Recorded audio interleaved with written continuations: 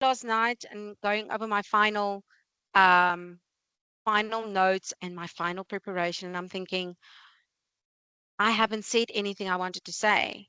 There's just so much I still want to say to you. There's still so much I want to share with you, but um, I'm also just as excited because now it's to you. It's up to us to take that curiosity, to take what we've learned. And as I said in last week, just take one thing in your class and just start with one thing. Don't start with all the tools. Forget all of the other thousands and thousands of tools that are out there. Somebody asked me in the week, yeah, but what about magic schools? All the AIs in one. Yes, but it can also just be just as overwhelming. So if one of the AI tools or the programs that we showed you over the last 2 weeks have sparked your curiosity, has spoken to you almost, then explore that one. And if you've mastered that one, then you can go over to a next one and the next one and the next one. And so we become more comfortable with AI in our world and in our teaching. And a reminder of where we started. This is a this three-part series was originally designed to make us think of how we work smarter, not harder. And we also said that AI is transforming the way we set up lesson plans, and it can set up rubrics, and we saw that it can even do it in Afrikaans, and this is great. And we looked at Canva and all the beautiful things in the small time that we had, what Canva can do for us. In this final session, we need to make a mind shift even further, and this is going to be an interesting one. And JC, you are a high school teacher, and I'm glad that we have me as foundation and you as high school, and you're an English teacher. So you're gonna play an important role in today's session. Not because JC is awesome.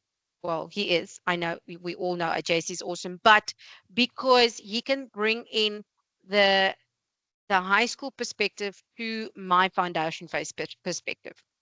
And we can debate this. I want us to be very active in the chat today.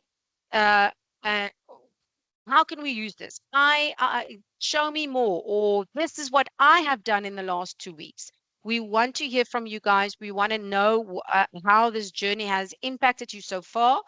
But today, we are going to look at how teaching can transform AI in education can transform our learning process. Now that is not got nothing to do with lesson plans. It's got nothing to do with the management system.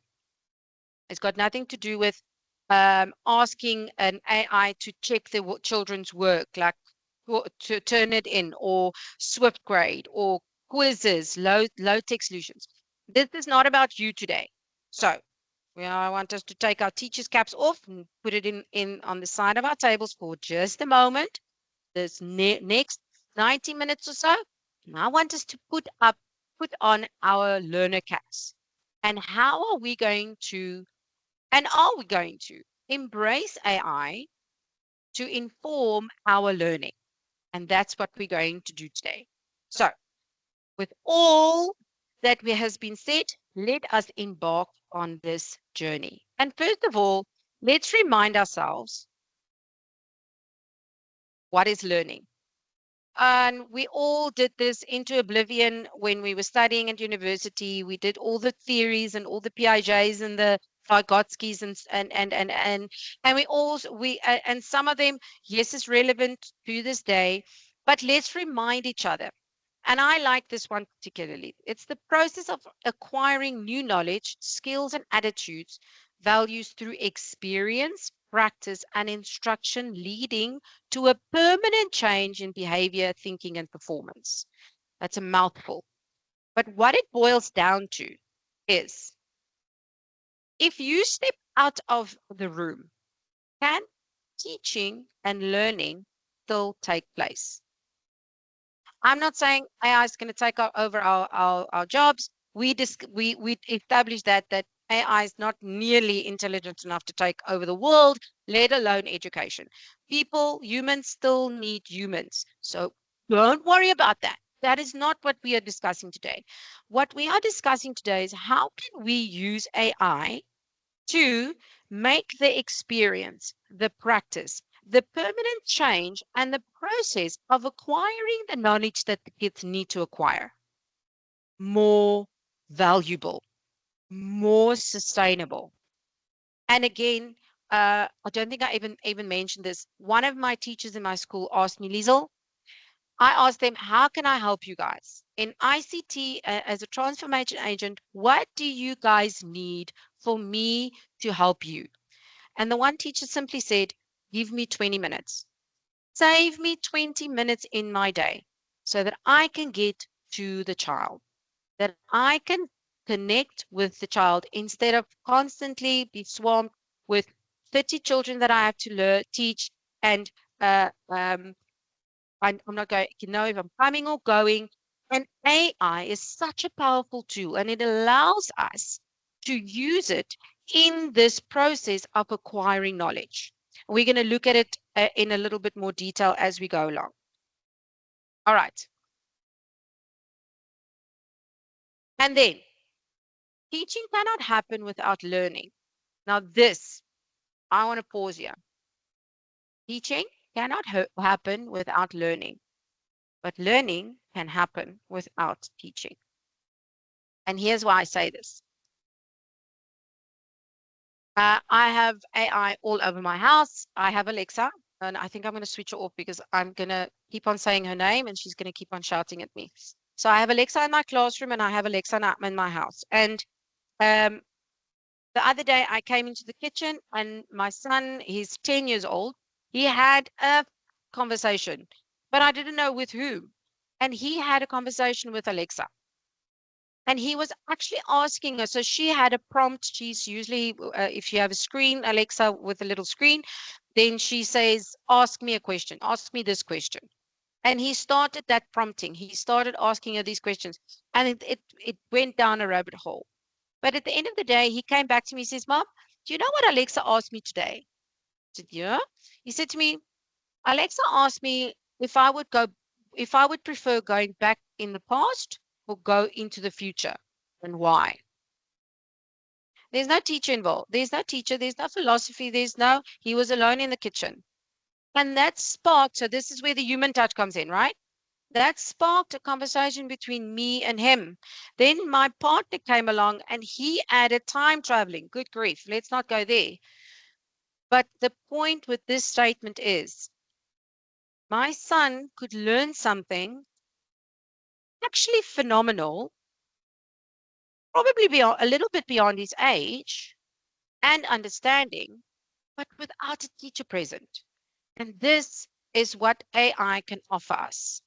This is what AI can empower us through this destination or journey.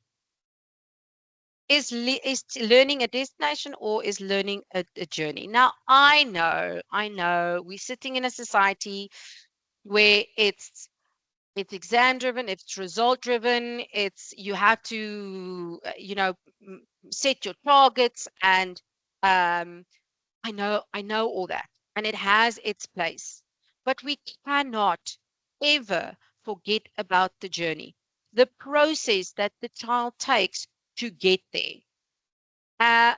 And it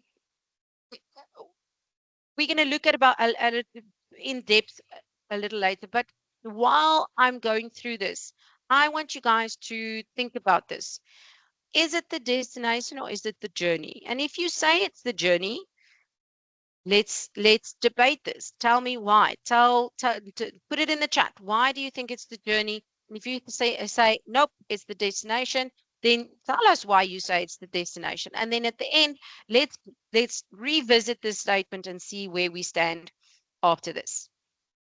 All right. So as a starter, the original I know we all know ChatGPT, but but there's something extra that I don't know if you guys know. If you do know, I want you to raise your hands. Whoop.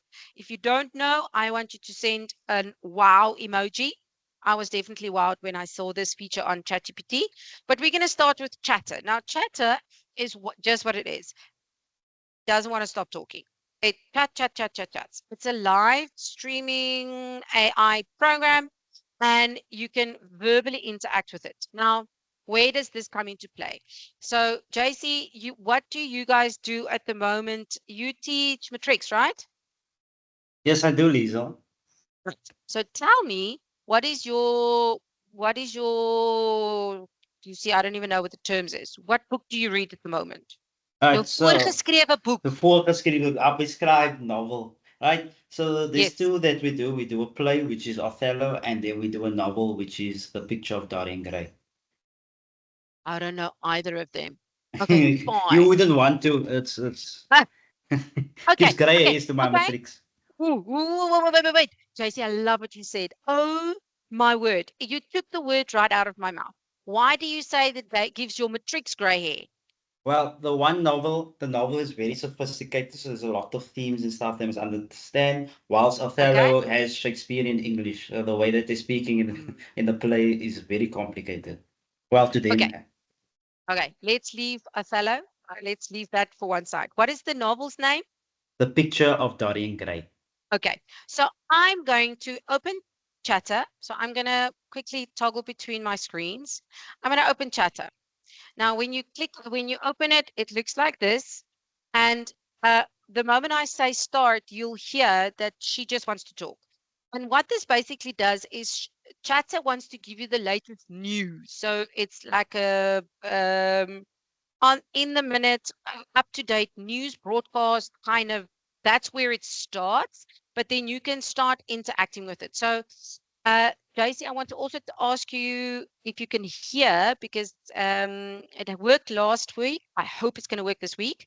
um so but JC, I want you, okay, wait, tell me that, what is the novel's name again? Let me write it down. The Picture Picture, yeah. of Dorian Gray. Dorian Gray. Okay. Right. So I'm going to chat with her and let's see, because now remember JC said it's very complicated. Did you say complicated, right, JC? Yes, the themes that are Okay, present so in the the novel. themes. All right, so it's very complicated. So let's see if Chatter can help us with this.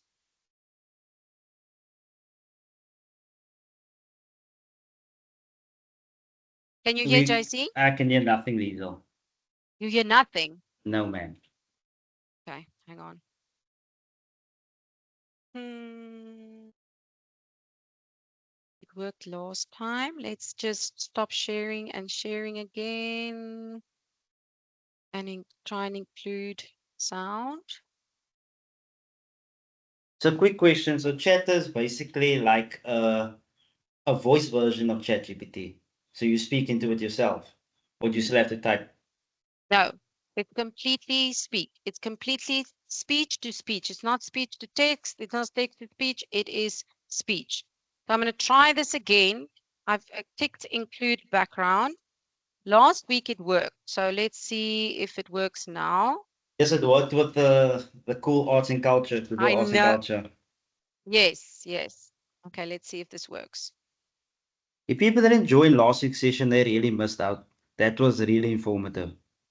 But please, guys, go and check out the recording. It was sent to you. You are more than welcome to go and check that out. Okay. Oh, I hope it works. Right, let's see.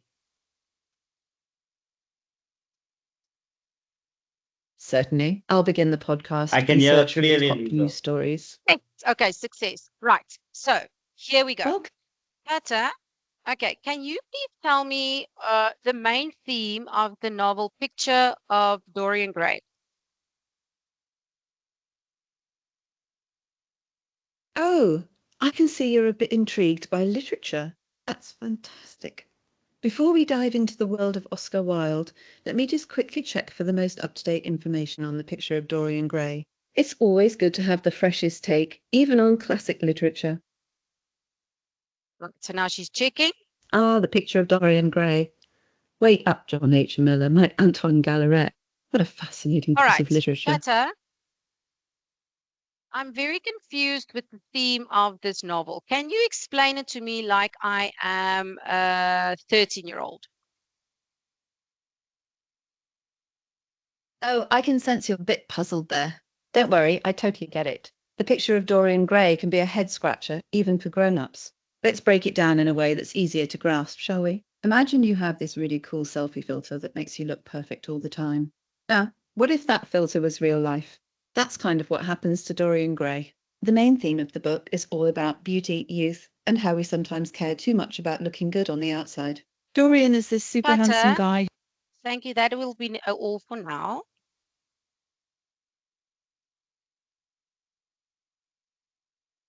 All right, so I'm going to close her because she's going to keep on talking to me. But that was that I'm was not. I'm not gonna lie. That is scary. I've heard about Chatter. I've played around with it, but it's every time I see it, it shocks me all over again. it evolves. Now imagine, Does imagine. does remind me of Will Smith. I told you last week it reminds me of iRobot. Yes, yes, but we're going to keep the positive of iRobot, ne? Okay, I hope No, so. no, yeah, right. Now, the wonderful thing about this, and this is where I wanted to make the mind shift early on in the session. What homework are we giving the kids? Can we give the kids homework and tell them, go and ask Chatter and ask her to tell you the themes, and then they must report it back to you? Is that possible? Do you think that'll be allowed? I think it's an amazing tool. Even in the class, if you are if you're resource school and you have headphones, the kid can sit and they can chat with Chatter, and they can interact with her. Now, I'm always looking, and not because any other reason, but I'm working at a school that's Afrikaans home language and English home language. So if I look at tools, I always go, okay, is there an Afrikaans version? And I don't know if you guys know that chat can do exactly the same thing. Jason, did you know that chat can do the same thing? I actually did because I explained it to my Afrikaans colleagues here at work. Yes. Okay. So this is particularly profound because also if you are maybe sitting with maybe you're sitting with parents who don't really understand English, they come from a different country and they're struggling with English, and you want to have a parent meeting with them, you can use ChatGPT to help you translate, right? So I'm going to give this. So this is the little button over here on the right, and this is what it looks like. Hi, chat. Can you hear me?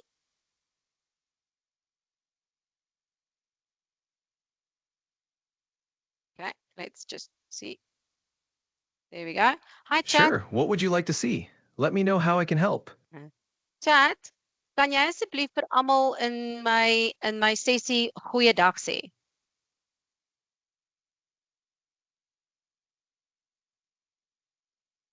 Chat, kom nou. Chat, All right, I'm here whenever you're ready. Just let me know. chat, can you greet everybody in Afrikaans and tell them to have a great afternoon? Of course. Hallo almal. Ek hoop julle het 'n wonderlike middag. Chat, can you explain to me, like I'm a 13-year-old, the novel of Picture of Dorian Gray? Sure. The Picture of Dorian Gray is a story about a young man named Dorian Gray who is super handsome. He has his portrait painted, and he wishes that the picture would grow old instead of him, so he can stay young forever. Chat, As he gets older, thank you. That's as Dor- enough. you're welcome. If you have any more questions, feel free to ask. I will do so. Great. Looking forward to it. So those are the two hookers. I must say, chat sounds like me when I'm trying to speak Afrikaans. Yeah, it's not 100% there, but did you hear that I asked him to translate it? And that for me is a very powerful tool. That for me is something, because if we have learners who struggle with the Afrikaans and I can't get to them, we can ask them, go onto chat if they have the resources and ask chat to help you. Okay. So those are the two that I wanted to start off with, because that is just such two phenomenal tools that is at our fingertips, and they both still the free version.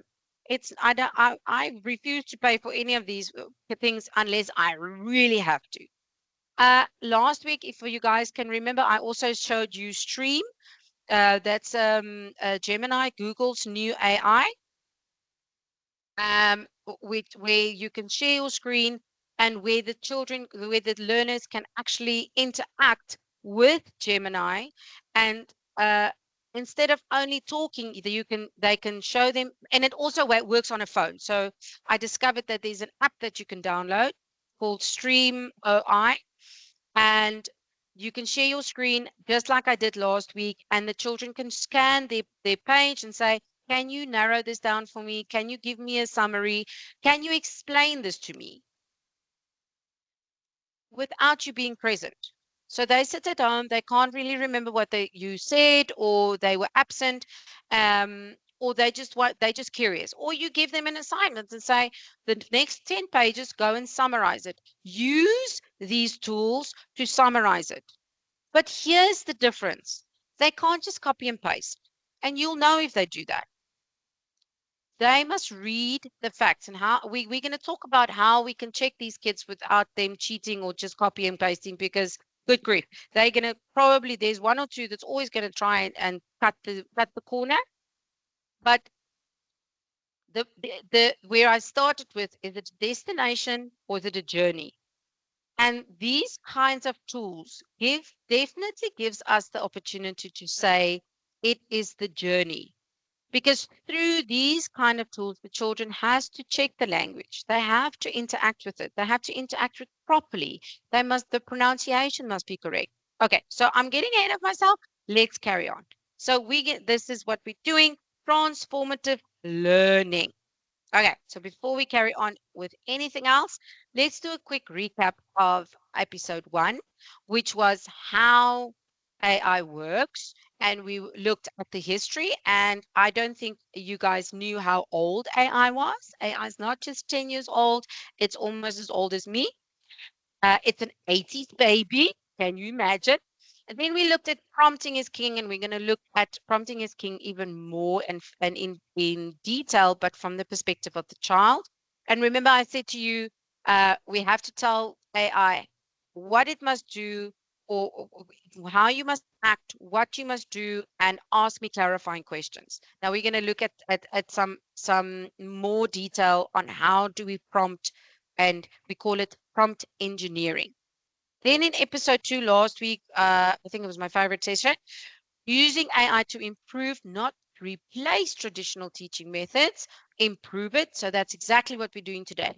We're still in the class, they still have their textbooks, they still have their prescribed readers, the novels that give them gray hair, but how can we use AI to make it better? Okay, and then we said use AI to make teaching more effective and engaging, and then we gave the 3 ideas for formative learning. Right, so that was I can't even remember now. It was Canva, and we looked at chat, we looked at Meta a lot, and then I showed you the Gemini. Right, so the how. Let me just share. I don't know why I'm not in presenters mode. JC. Are you so flabbergasted that you're not helping me over here? I just All thought right. that you were getting ready to go into the next crazy demonstration that you're Or going to show us. okay. So the anticipation. Okay, let's just get through some theory, and then we'll show you something else again. Okay, so here's where we are now. The how, the what, and the when, and this is how we are going to interact with AI. Are we going to do it on our tablets? Are we going to do it on our cell phones? um, what tools are we going to allow the kids to use? How are we going to use it? What are you going to use it for? Is it more pertinent in some subject, or is it pertinent for all subjects? Can we use it in foundation phase or only higher grades? And then when to use it? When are we going to say, nope, this is it, you have to use it, you only use your own brain, humans only? Or are we going to say, all right, with integrity, with a sense of digital citizenship, we are going to use this responsibly? So when is it appropriate to use it? So we're going to look at all that. All right, so here's what we are going to explain to the learners. How do we use AI? What can we use AI for? And when do we use AI? Okay, so the first one is the how. That's what we're going to look at first. The first one we're going to look at prompt engineering. So we looked last week, or I think the first week, I can't even remember what in the sessions we said there's a certain way that we have to talk to or prompt an AI. We can't just say, give me a picture of a fox. That's AI is going to get confused. And just like I taught my grade threes today, we can't just tell our robot that we are programming, pick up the pillow, because my robot doesn't do verbs. He doesn't understand a verb. So we have to remember that all these tools that we're working with are still just that, a tool, and it's just a machine, and it's just a program. Some of them are just computers. And we need to work with it as it just that. So the better we become at prompting, the better we will get results. So your prompt equals your result. So if you're going to give it a very poor prompt, you're going to get a very poor and lazy response. AI, we have to also remember, loves to hallucinate. So if it starts getting deurmekaar and it doesn't know where to touch and where to leave, it's going to start spewing out facts that's not facts. It literally hallucinates. And that is where it becomes very important to teach our learners. You are going to check your facts. So you're going to still sit with your textbook, and you are still going to check what AI gives you. And that's also how you can measure if the learner actually checked what she or he generated from AI. Because if you are still the subject expert, period. And it's just like Google. I'm a subject expert, but I still go Google things. I still go ask Google, hey, listen, tell me your research about the history of AI. I still need to go and see, oh, good grief. No, this doesn't make sense. This is a bit far-fetched. So false news, fake news, we still have to fact check. And that is what we need to teach our learners. Right. So prompting. The best way that I now, in my experience, have learned to work with AI is you talk to it as if it's your best friend. And ChatGPT, Meta, all these LLMs, remember that stands for large language models, are they are they're a learning model. So they learn how you talk, how the prompts that you give, they learn from you. So they learn your typing style, they learn your prompt style. And so they can start getting confused with a line of prompts if you get too far. And something that I learned recently is where you stop your prompt. Let's say you say, give me a science experiment that we're going to look at just now. And instead of going, okay, now you improve your prompt, and you ask clarifying questions, and you see AI is getting off topic, you can say, back up your chat, back up your prompt for the last 6 minutes.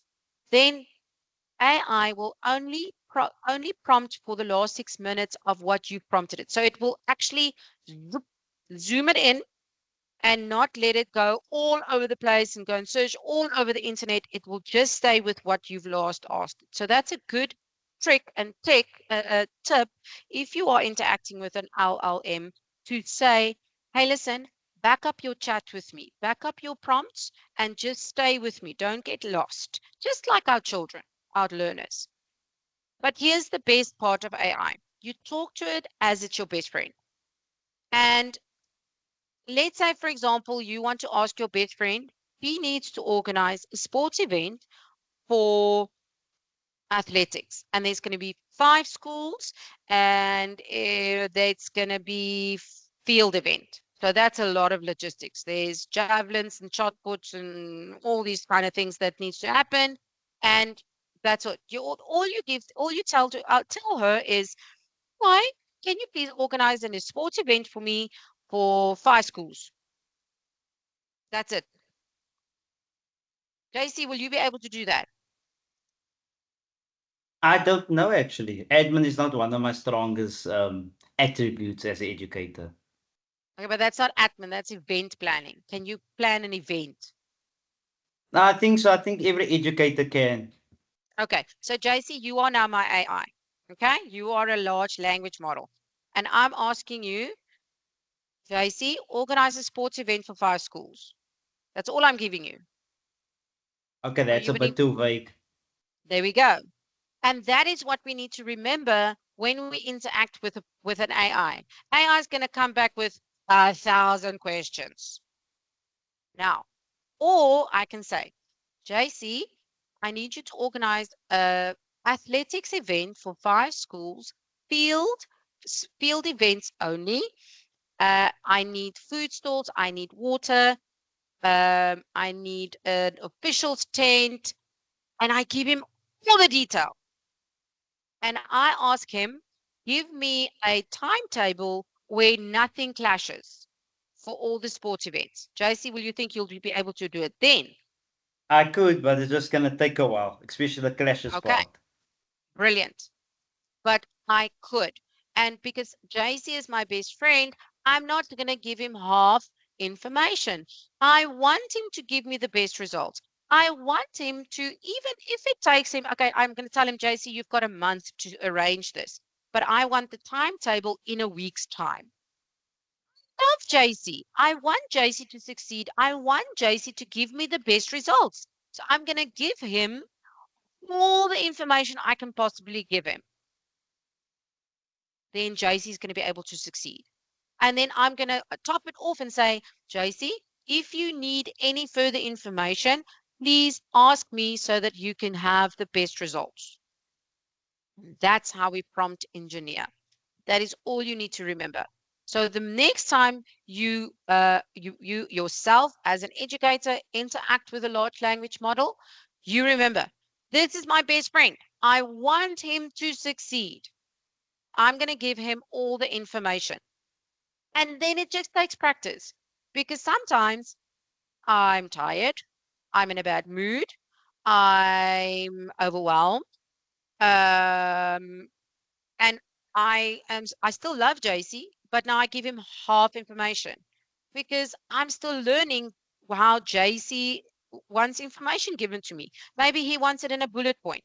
Maybe he wants a paragraph. Maybe he wants an essay. That is where we need to learn how each model works. And so the more we work with these models, the more we will get accustomed to what this one prefers, what this one prefers. But everybody likes to be prompted as if it's your best friend. So what is it? Prompting is the art of crafting high quality input prompts to get specific desired outputs from generative AI models. And that includes images. So I've just spoken about large language models. We're going to look at images because that's a little bit different, how you prompt to get a good image. And then it involves understanding how language works. Now, this is why I love JC in the session, because he's a language teacher. But ladies and gentlemen, I want to stress that in our country at the moment, we know the level of reading for understanding that we are sitting with in our country at the moment. And when we talk about, oh, interact with AI and talking to ask him to summarize a novel, or get a comprehension going, We all need to take hands and get our literacy rates and our reading for understanding to a better standard. It applies to all subjects, uh, even maths. If a child cannot read, he's not going to be able to understand the math. If I speak to him, he can do the math, but I'm not going to be able to speak to him in an exam. That's so true, Liesel. We see it here in high school, the correlation between math literacy, there's a lot of reading, and English. So if a child does poorly in English, 10 to 1, they're going to do poorly in math lit, and then vice versa as well. Yes, yes. And so AI gives us the opportunity to improve this, because if we don't have a good enough understanding of our language, we won't be able to prompt the AI, because what are you going to tell him? It's going to be broken English, and you are not going to get the best results out of your AI. So this is a powerful tool that we can use to to incorporate in natural sciences, history. For goodness sake, there's no bigger. I think history, other than any other subjects, especially in high school, is a lot of reading, and that's definitely reading for understanding, because it's critical reading and it's analyzing and all those things. And here's the ironic thing. JC, imagine this. All this AI was created by maths people, right? It's code. It's mathematical people who created AI, but they call it large language models. Now it's up to the language people to figure out how to use it, but it was created by maths people, That's really ironic. right? It's a large language model. And even if we have to prompt for an image, we still have to prompt in language. So you're Now saying I that can language teachers are better than mathematics teachers? Is that what no, you're saying? don't no, Yeah, don't I go think there. that's what you're saying, Liesel. I think No, that's what you're saying. I'm not going to argue with you. No, I'm not opening that debate. Stop. Don't make me turn this car around and go home. No, maths teachers, we love you. We appreciate you. We don't understand always what you are doing, but we love you. We appreciate you. JC, please, can we have some love for the math teachers in our group today? We have some love? Can I have some Oh, there's love? a few odds. There's a few odds here. There we go. I won't say my odd. Okay, send your heart. I Okay, won't do it. you won't. Good grief. I Okay, won't. JC, I know where your school is. I'm gonna come and rugby tackle you. Uh, right, ladies and gentlemen, it's all of our responsibility, and we can use and what I want you to think about is how you can use this in your subject, how we can have large language models and generative AI in our subjects. Right. So when we talk about text, this is how we say we prompt. We say the who. Okay, so remember what last I said. You are who are you? Okay, AI. You are a grade 5 or you are a matric student. So let's say from the perspective of the learner, right? So, hey, chat. You are a matric student. I want you to help me summarize the Julius Caesar. Pardon, I'm thinking of Julius Caesar because I did Julius Caesar at school. I want you to help me summarize Julius Caesar.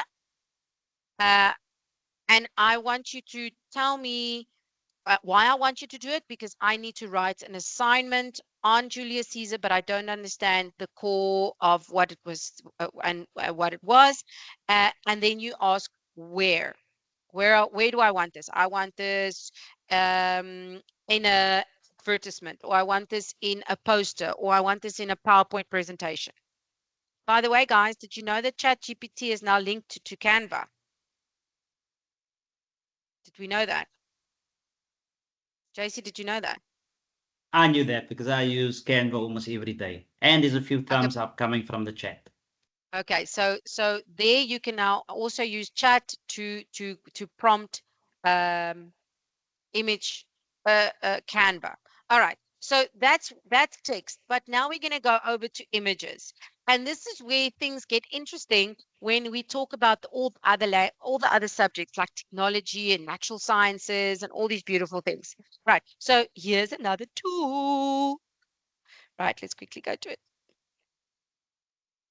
I touched on this last week, and I showed you that very funny bird.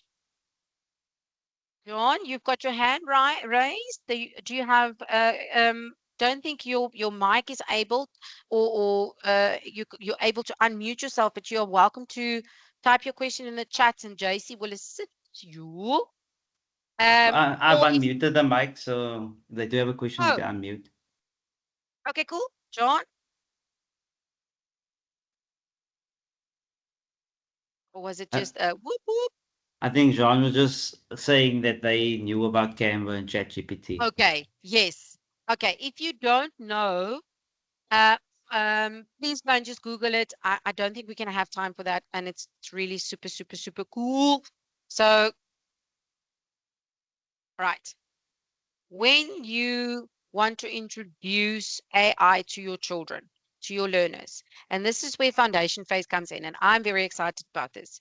You go to Google Arts, and remember I said when you open a new browser, it's that little what is that? A beaker? No, what is that? Man, it's a science little bottle key. I don't know. So our science people, what do we call that thing? A flask. There we go. I got that on my own. On my own. Right. So you click on the little flask and it will take you to this amazing world of AI. There's our bird that we did last week. There's also blobs. If we have time at the end, we'll look at the blobs. But the particular one that I want to look at today is say what you see. So this is a brilliant way, and I love this for grade 3, to teach the children how to prompt. Ladies and gentlemen, at the end of the day, even if you don't use this as part of your as part of your subject, AI is not going anywhere. It's part of our lives. We can either assist the children to use it in the proper way and teach them and give them the edge and give them an advantage, or we can say, no, I'm not doing it, and disadvantage our children to something that is going to become, that is already part of our lives. So, grade 3, we're going to do say what you see. So, the first one is painting a dog in a field, and we click on begin. And this is the first picture. And now I must say what I see. So, I have 120 characters. So, using proper English, proper words and proper sentences. I'm going to say create. Oh no, nope, because that takes one word. A bowl with a, let's say it's a Japanese dish with noodles. There's the grammar, comma, an egg, and some vegetables. Spelling. Right. So I used 56 characters. I could definitely do that better, but let's see what it comes up to. So now it generates what I told it to do, but now it's going to generate it.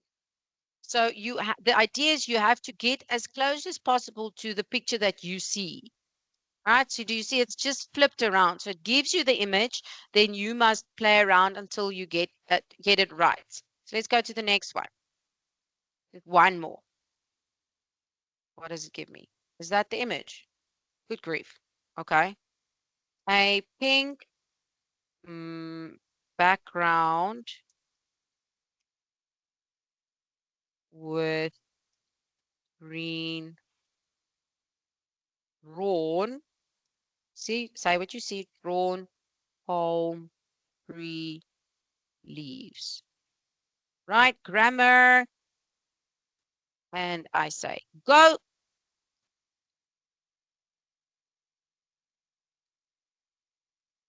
Not bad. I could have added pale pink or light pink, and I could have added a turquoise green. So do you see how, because I only used 56 words out of the 120 words that I could have used. So that is immediately, guys, describe it a little bit better. And that I see it when I invigilate the grade 6 and 7s. Then the teacher asks a question and the question counts for 3 marks. Then they write one sentence. It's an art. It's a skill. No, not an art. It's a skill to answer a question paper, whatever subject you are doing. Even mathematics, you have to answer it in a certain way. And these kind of tools helps the children to think about what they are writing and how they are writing it. Okay, does that make sense? Come on. Okay, everybody's still with me. Do I have any questions? There are no questions yet, Liesel. So you are still great. Do I have some foundation phase teachers in the house? Can we raise our hands to see how many foundation phase teachers I have in the house? How many, JC? Quickly, just There's one ballpark. thumbs up. Yeah. Hello, There's Jocelyn. two. There's three. Okay. So With like a 3 or 4. Okay. With also, let's give it a celebration emoji.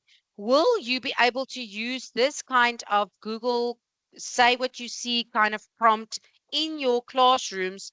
Uh, let's now in an ideal world, let's pretend that you have the resources, everybody, or either in a group, and that's the ideal. I love group work. I don't really believe in each child has to have a tablet if you do an activity like this, unless there's a specific um, outcome that you would like.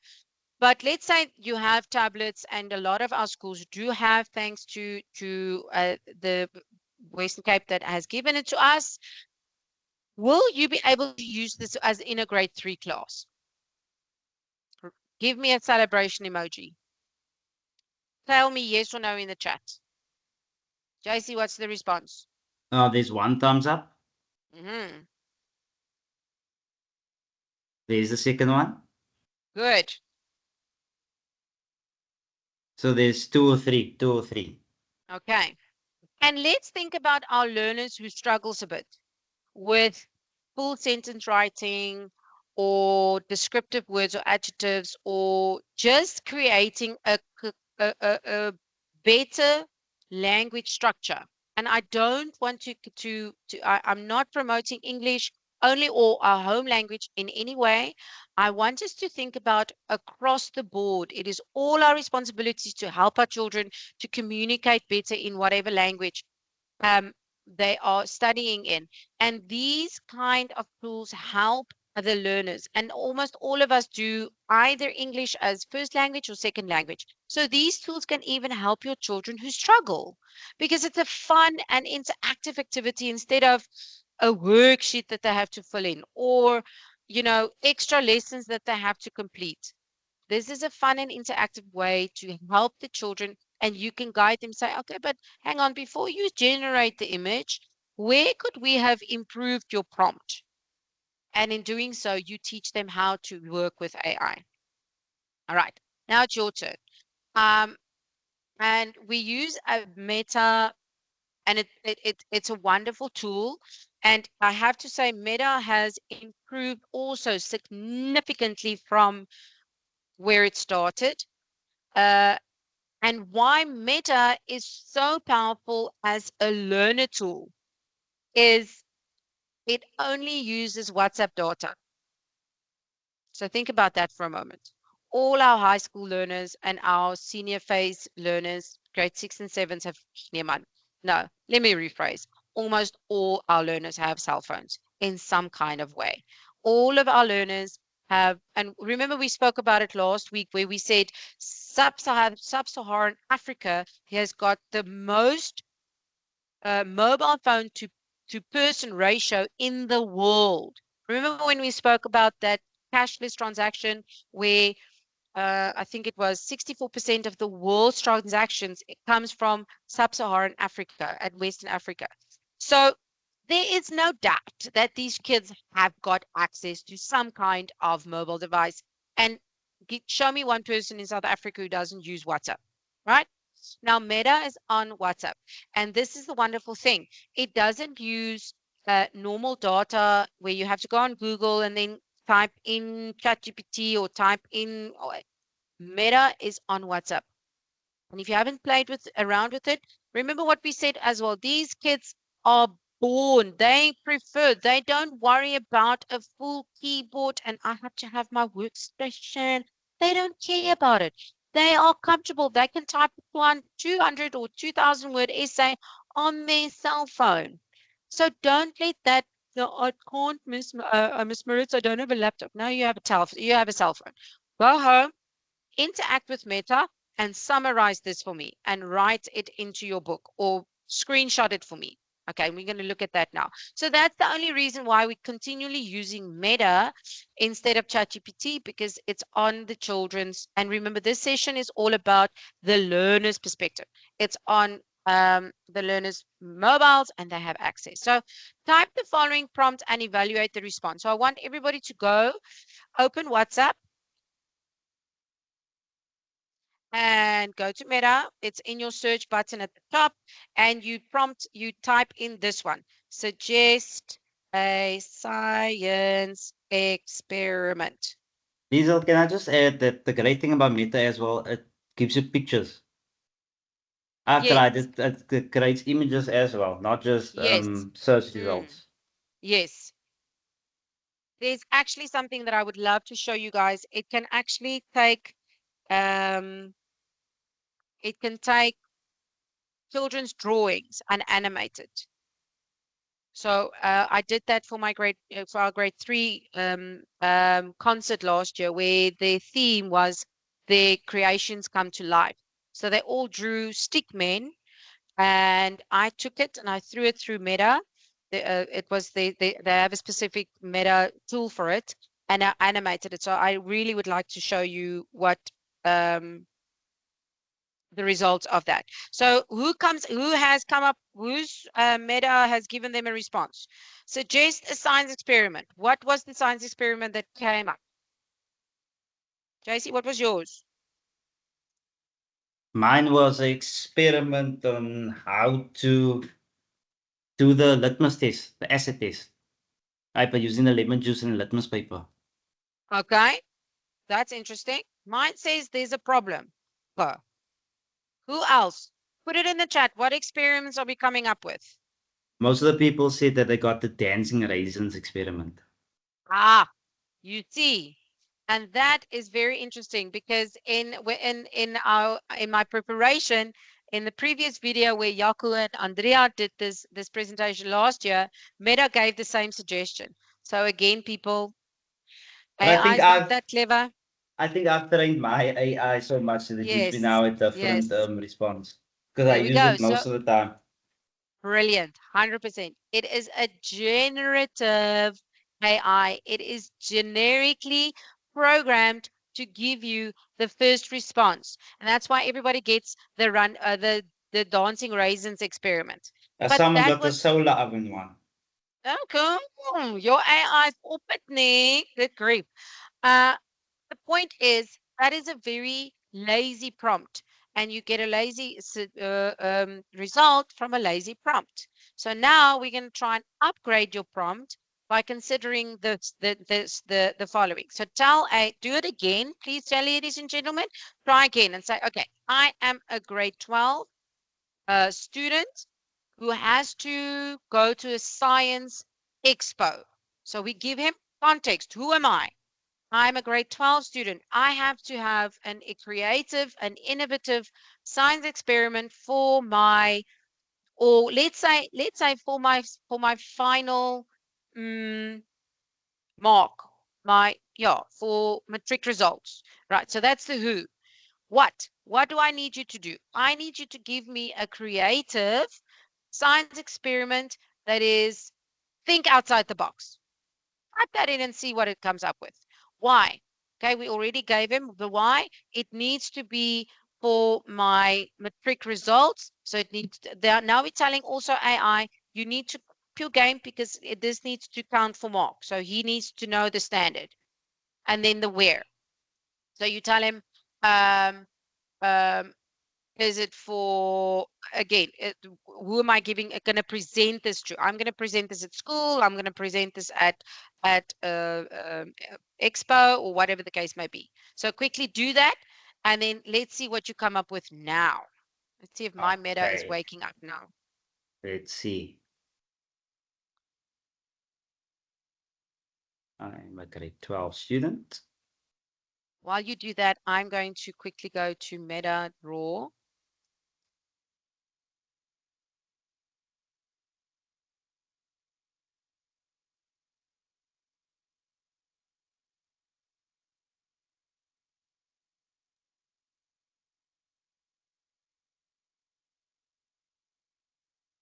Oh, it's changed.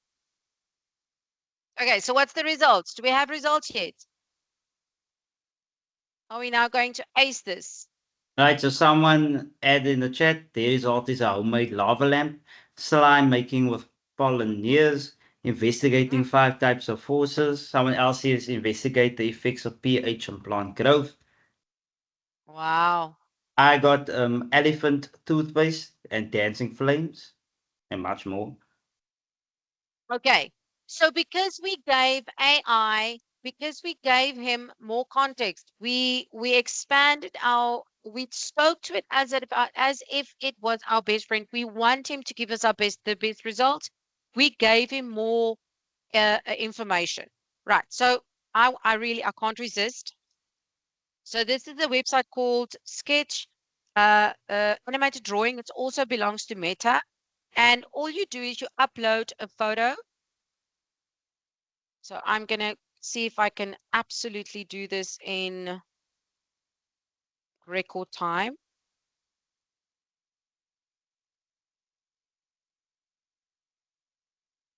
Oh, okay. But oh my goodness. Okay, I don't think I'm going to be able to do this.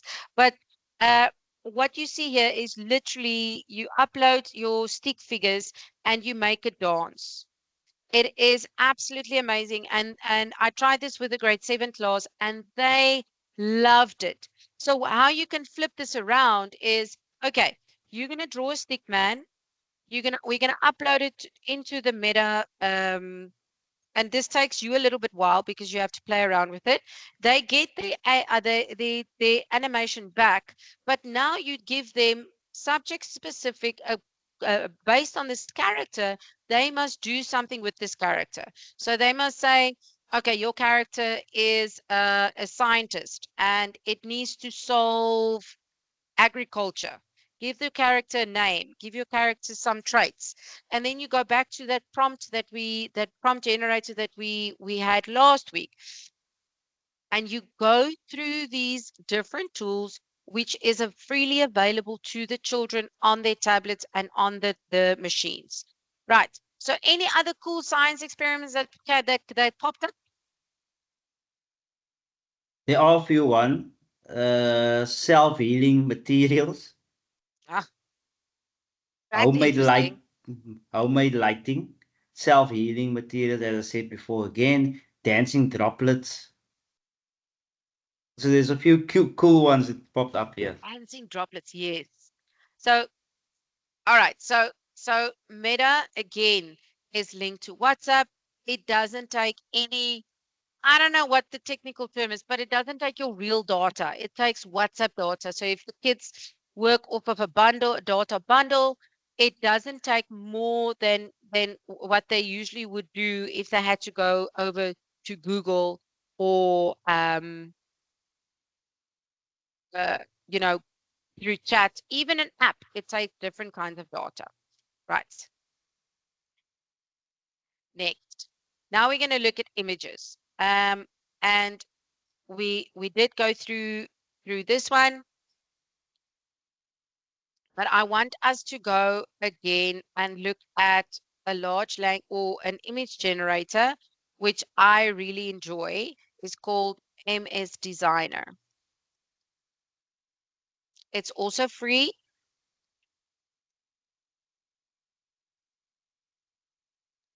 Okay, so what I like about this is you can again go according to your school, your subject, and give the children a task. Ladies and gentlemen, all this is it's a mind shift.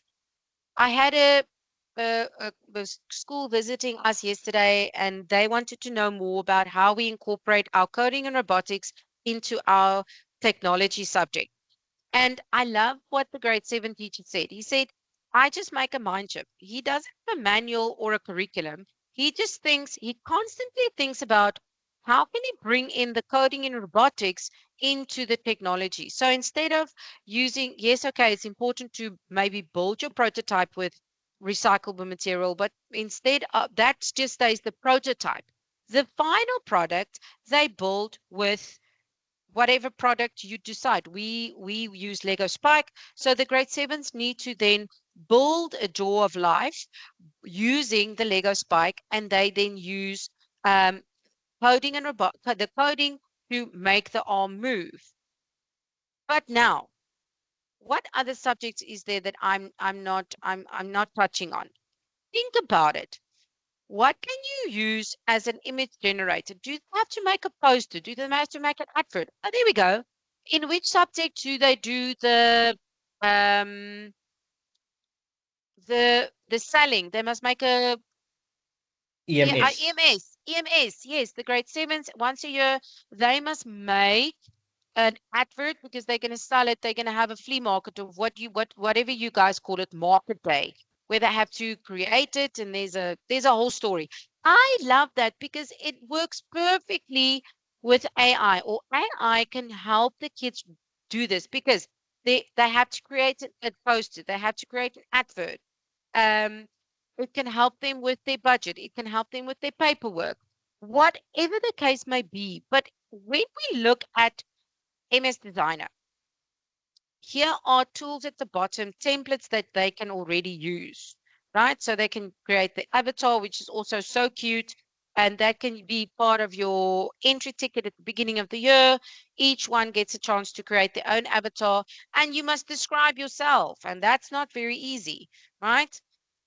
There's clip art. So they can choose, you can be very specific, of course, and you can say, right, guys, stick with the posters and create your own um, poster based on A, B, C, and D.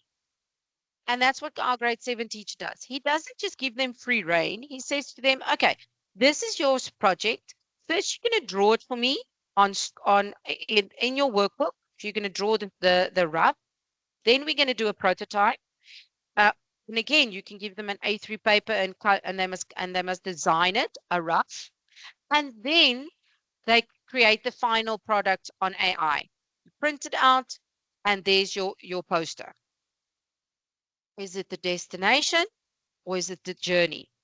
Think about all the life skills and the extra tricks that you can make, the skills and the soft skills that these kids learn by us engaging just in a different process. We're still teaching MS. They still have to do the market thingy. They still have to sell the stuff. It's still chaos for that one whole day. And no one can teach when the grade sevens are busy with market day. But the process of getting there is engaging to the learner, and it tells the learner that I am able to use the tools available to me to make my experience more permanent. And I'm telling you now, there's more things that they're going to learn by just them designing one on a piece of paper. Right. So MS Designer is a great one. Again, your prompt, it how do you talk to your best friend? Create a poster with a frame. It must be a floral frame. What tone must it be? It must be vintage or modern or include coding and robotic elements or Candyland. The children describe, and that's EMS. Hang on, busy with EMS, but now all of a sudden I'm busy with language. How amazing is that? Because the prompt is the result. If the prompt is good, the result is going to be good. And so You can manage that. Say, okay, are you happy with your prompt? Are you happy with your result? Nope. Let's try again. It's not a piece of paper that they must crumble up and they start again and they feel despondent and they're like, oh, I have to do this again. It's it's engaging. It's the anticipation when they're busy generating. It is spellbound. Right. JC, how are we doing? We're doing great. There's no questions in the chat, and we're doing Guys, great on time as well, Lisa. I know, I see that. Where is my mouse? Right. Ladies and gentlemen, please feel free to absolutely talk to me. Tell me what your experiences are. Has anybody used some of these kind of AI tools in their classes? If you have an idea, or if you want to something clarity, or you want clarity on something, I'm your best friend. If you prompt me properly, I will probably give you the best results. All right, now we're going to look at the what. So look at the how. Now we're going to look at the what can we use AI for? And I think I now overstepped my own script here. But this is again what we started with. Is it journey or is the destination? And is our and a lot of the times our teaching is process orientated, result orientated instead of process orientated. And I think yes, we're going to get results, but I want to be a little bit arrogant enough to say that the results are going to be better if we change if we change our minds, if we change the way we teach. I'm convinced of it. Because if we make the experience, the learning experience, more experiential, where the learner experiences their own process, he's going to remember more. He's going to be able to give you feedback better. All right. So talking about results and prompting, I've got a cool kind of like a worksheet, and you're more than welcome. It's going to be in the recording, so you're more than welcome to take a photo or just wait for the recording and copy it. But this is just a generic. You are a fill in the blank, create a task. So what do you want him to create? I want him to create a poster or an advertisement or a summary for what? My teacher. I want to present it to my parents. I want to present it to my peers. It should be, what is the goal? A summary of 200 pages. Visual tone should be humorous or serious or whimsical or funny. Um, and again, the task will be used in what context? So then you say a formal essay or uh, a market day.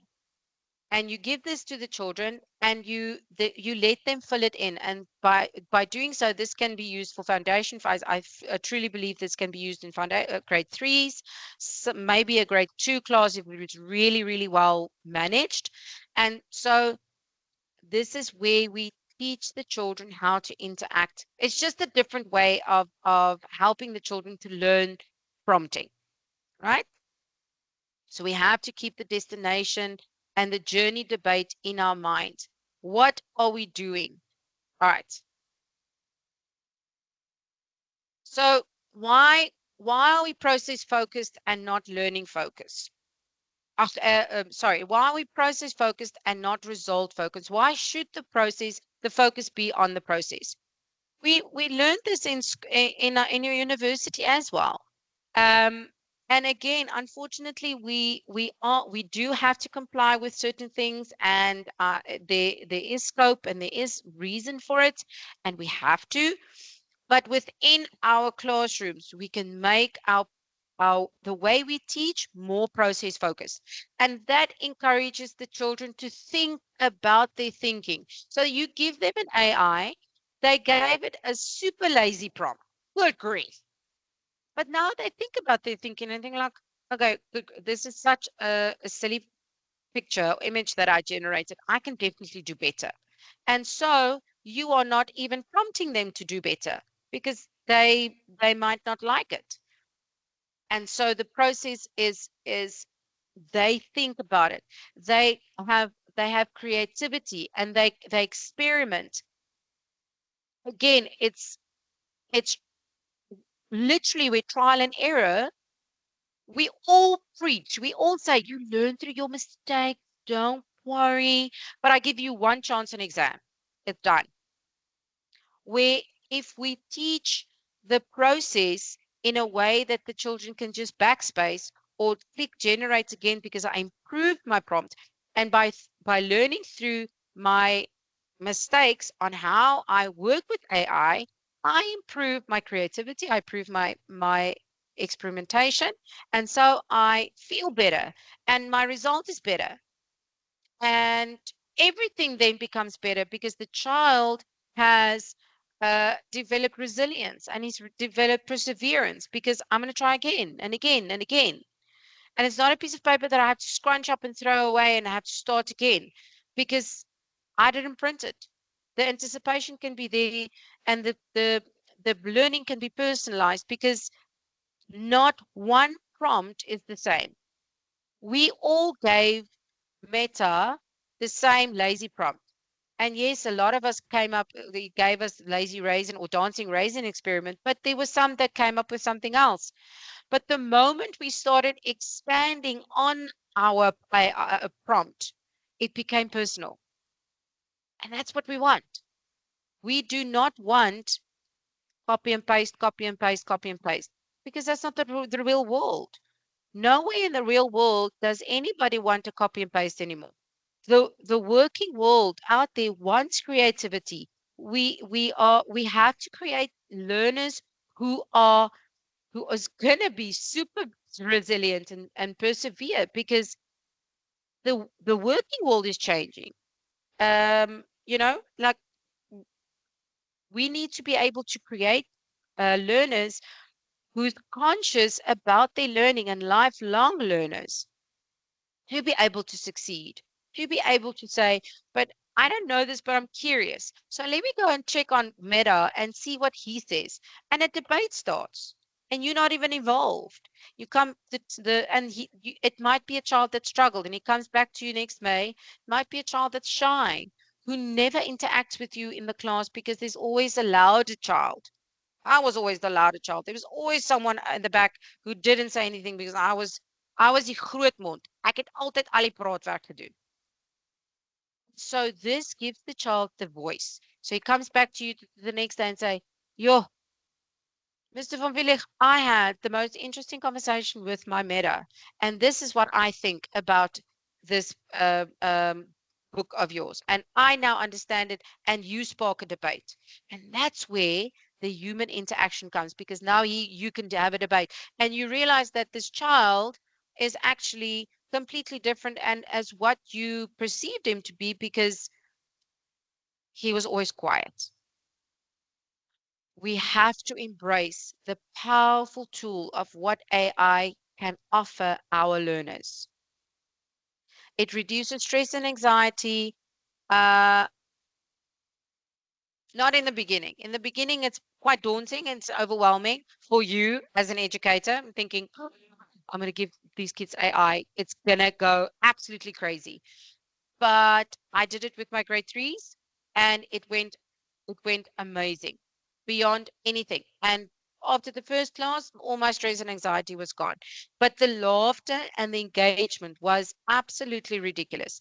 And especially when I did the grade seven stick man. They all had to draw. I said to them, "You are grade what? You're going to draw me a stick man. I don't want any funny lines because the AI doesn't pick it up."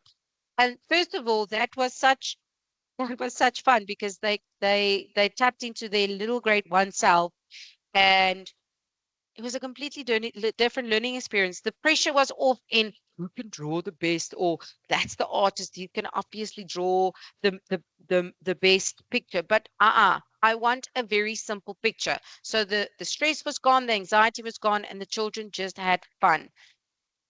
And I love this last one. It gives the autonomy back to the learner.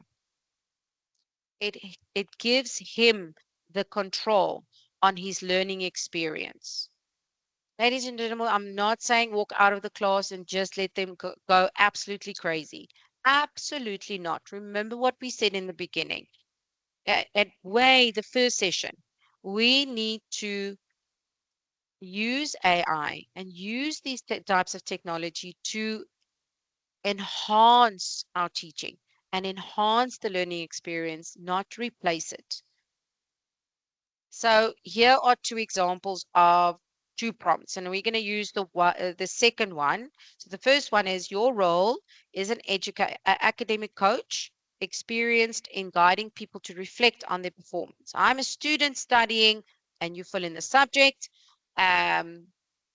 EMS. I want to reflect on the topic of, what can the topic be? What do we teach in EMS?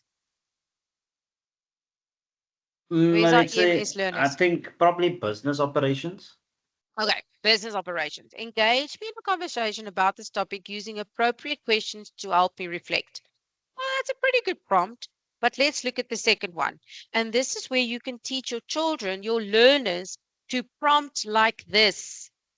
I am studying grade 7 EMS, Economic Management Systems. Ne? Is that EMS? Ne, JC? Yes, ma'am. Okay. I would like you to ask me a number of questions, 10 questions, to check my level of understanding. Use Bloom's taxonomy to increase the difficulty of each question. Ask the questions one at a time and allow me to answer the previous questions before you ask the next one. When I have answered all the questions, give me specific feedback on the quality and content of my answers and suggest what I could do, what could be working on to improve in the future. Use language that is appropriate to my grade level. People, tell me how a student can cheat on this. I know our high school teachers are going, the kids are going to cheat. They're cheating anyway. They've been cheating for years. I don't know, maybe you sit here and you cheated. Oh, I don't know. They're gonna cheat. But tell me how they're gonna cheat if we teach them this. Don't use AI to check your understanding. Don't cheat. In actual fact, I am convinced that this is going to be able to make the kids go, hang on, I need to work harder. Or they're going to say, okay, Meta, help me to understand. Give me more content. Right. So I'm going to use this second prompt. Absolutely love it. Copy. I'm going to throw it to Meta. Meta. No, where's Meta? While you're searching, Peter John van Wyk in the chat says, wouldn't it be great if LLMS are developed for sign language individuals? Mm, wow. That would be super cool. Large language model for sign language. Going down the rabbit hole now. Yep, there we go. Large language are increasingly being explored for sign language translation, which projects like sign LLM demonstrating potential of LMS translate sign. So it's in the work, it's in the making. I think it's still in the beta Oh, phase. yes, but it's coming. It's coming. It's super exciting. Thank you for bringing that up. Wow. Imagine that. Imagine that. But if it's sign language, yes, I understand that, but we can also engage in visual. So the child can still type. He cannot engage in a text like what we did with chat or stream or um, chatter, but they can very much explore visual and typing. So, Like, but Lies- sign language will be absolutely amazing. yeah. Liesel 10 minutes there. 10 minutes. Oh, okay, Yeah, time so flies when you're having fun. ne, good grief. Okay, ask me 10 questions for EMS, like to ask me 10 questions. Okay, I'm just gonna say go.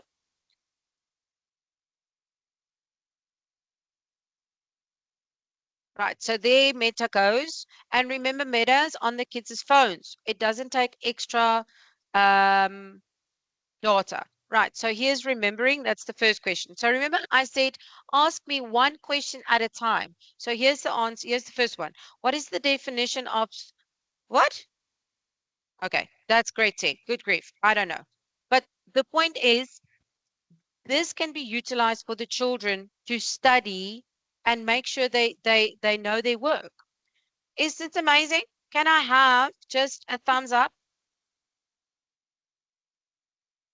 Is this possible for high school teachers? Is this something We that got you a few thumbs guys? ups there. There we go. Right. We quickly, I'm running out of time. Alternative assessment modalities. Now, assessment, I don't want to, this does not mean summative or formative. Assessment, in this instance, assessment means, have I learned what was expected of me? Right? So yes, okay, that's summative and formative, but you can flip it around and say, uh, let's check for understanding, basically, right? So we can check oral performance, we can create a debate, we have a classroom discussion, and we have a digital journaling, which is an amazing tool through seesaw.com. And I'm not going to go into it, but you can quickly go and play around with it. It's also on the free version. And what it offers is the following. So it's multimodal modal content. It's a secure platform, so there's no, if it's like almost like Google Classroom, but much more extensive. It can view it's on the web and an app version. You can approve the post, you can remove the post if it gets nasty. You can write comments, the class can interact with each other, and it can record voice comments from the teacher and the class. So this is what it looks like. Um, this is just a Google image that I went and searched for, and you can see obviously the children had to do a circuit. And this was obviously maybe a grade 4. You can see the grade 4, and the children had to create a circuit board. And there was obviously probably specific criteria. It has to have a moving part, blah, blah, blah. And I don't know, the switch, there we go. We have to have a switch. And it must be clearly labeled. I don't know. Now, here the other kids, cool fan, how did you make it? And the teacher can interact. And this is a completely interactive tool. And this is also very, very powerful because and I love this for primary school because primary school kids work well with each other's comments. They still want to talk all the time. And through this app, the children can interact on a very safe space, and the teacher has control, complete control of what is said and done on the app. So that is the learner's work. There's the class, learners in the class, so no one has access to it in any way unless you allow it. You have the likes and you have the comments. So it works a lot like social media, but just in your class format. But you have complete control of what the kids do. So here's a suggestion and disclaimer. Disclaimer with a capital exclamation. This is not approved. This is not part of the curriculum. This is nothing.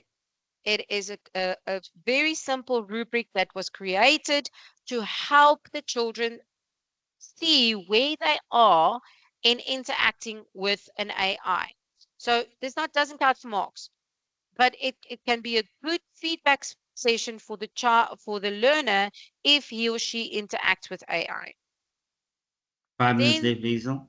the last one is when, and this is probably the most important one. And we know digital citizenship, we spoke about it, but we need to talk about ethical use.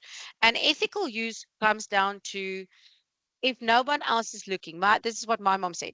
If no one else is looking, do you still set the table and eat at the table?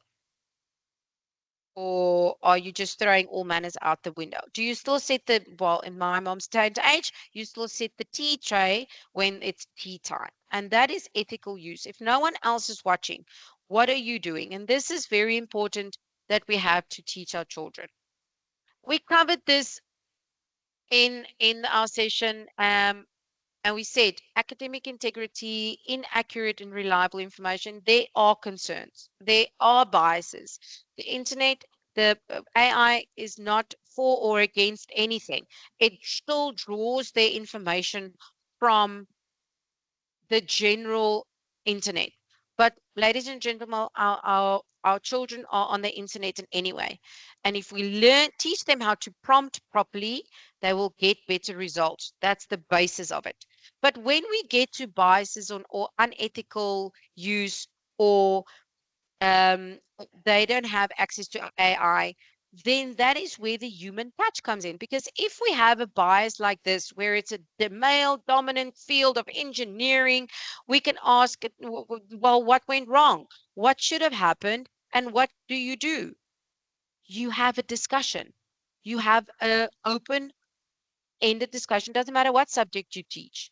You have a discussion when the children comes back with this, because that creates digital citizenship, that creates ethical users, it creates caring human beings. All right. Um, and then lastly, intrinsic and extrinsic motivation. So if we are result driven, you're going to have external results, surface level, focus on the end results, and they don't see how it affects the present. But if you have intrinsic motivation, if you teach the children to take responsibility for their learning and engaging with these kinds of tools, it drives them internally, and it makes a lifelong learner, and they appreciate the process, and they see why it is important. And that is how we connect the what, the how, and the when to these kinds of learning and teaching. It's the process that is more important than the destination. And we will get to the results. We'll get better results if we change our mind and change our teaching style to encourage lifelong learning. Ladies and gentlemen, thank you so much for joining me and JC today. Do we have any final questions? I'm going to stop sharing. I'm going to go back to my chat. Do we have any other questions or any other comments?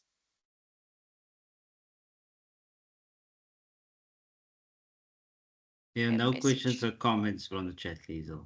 Just a lot of thank yous for the informative session today. And thank you, Liesel, for this great three-part series. I learned a lot, even though a lot of stuff I knew. There was a few small things that I didn't know about, and I'm actually going to play around with for my future lessons. It's brilliant. Again, JC, you don't have to change the world. Take one little part of your life, take one little part of your teaching, and start small. And when you get comfortable with that, you increase it and increase it and increase it. And start with one small activity that you give the kids autonomy over and responsibility, and see what the response is. And I am sure you'll be pleasantly surprised, because guys, ladies and gentlemen, these kids are interacting with it in any way. It's there. Right. Bradley, any final words from you? Thank you very much, Liesel and JC. You guys were awesome, as you were for the past 3 weeks. So thank you very much. I think the most important thing that stood out for me was the human aspect that you brought into it. So thank you very much for that, Liesel. Great Colleagues, pleasure. thank you very much for joining us. It has been an awesome 3 weeks. I can see some of the names actually look familiar because you guys joined us from the first week up until now. Please do watch out for the recording. If you have any questions, feel free to email it to us as soon as you get the recording, and we'll forward it on to Liesel, and she will respond to you as well as JC. Thank you very much, Good. everyone. Thank you, JC. Thank you, Liesel. Have a great afternoon further, everyone. Thank you, everyone. Thank Enjoy you. your afternoon. Thanks, everybody. Happy AI playing.